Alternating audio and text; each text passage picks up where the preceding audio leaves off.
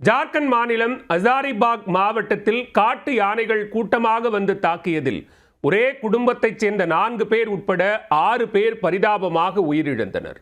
காட்டு யானை கூட்டம் அம்மாநிலத்தையே அச்சத்தில் ஆழ்த்திய சம்பவத்தின் பின்னணி என்ன?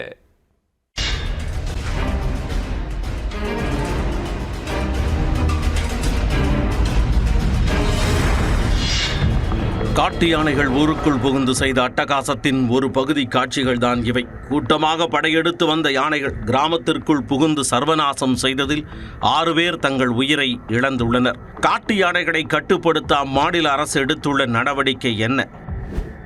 பொதுவாக காடு மற்றும் மலையோர கிராம மக்கள் காட்டு விலங்குகள் தாக்கும் அச்சத்துடனேயே வாழ்ந்து வருவார்கள்.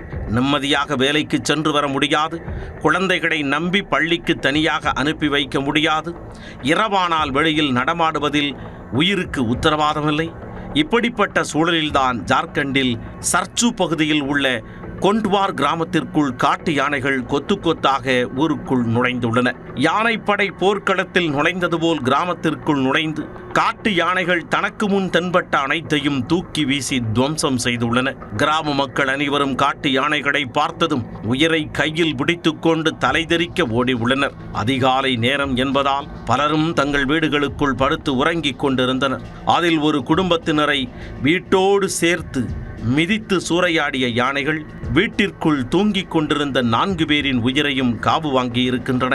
இதை பார்த்து அலறி துடித்த கிராம மக்கள் எதுவும் செய்ய முடியாமல் நாலாபுறமும் சிதறி ஓடி உள்ளனர். கூட்டத்திற்குள் புகுந்த யானைகள் துரத்தி வேட்டையாடியதில் மேலும் 2 உயிரிழந்தனர். யானைகளின் இந்த கொடூர தாக்குதலில் குழந்தை ஒன்று பலத்த காயமடைந்தது. உயிரை பணயம் வைத்து குழந்தையை மீட்ட இளைஞர்கள் மருத்துவமனையில் அனுமதித்து சிகிச்சை அளித்து வருகின்றனர். கடந்த சில நாட்களாக இந்த யானை கூட்டம் போகாரோ, ராம்கர் மற்றும் ஹசாரிபாக் உள்ளிட்ட பகுதிகளை முற்றுகையிட்டு சுற்றி வருகின்றன. யானைகளை காட்டிற்குள் விரட்டுவதாக நினைத்து ஊர் மக்கள் பலரும் கம்பால் அடித்தும் கற்களை வீசியும் வம்பிழுத்திருக்கின்றனர்.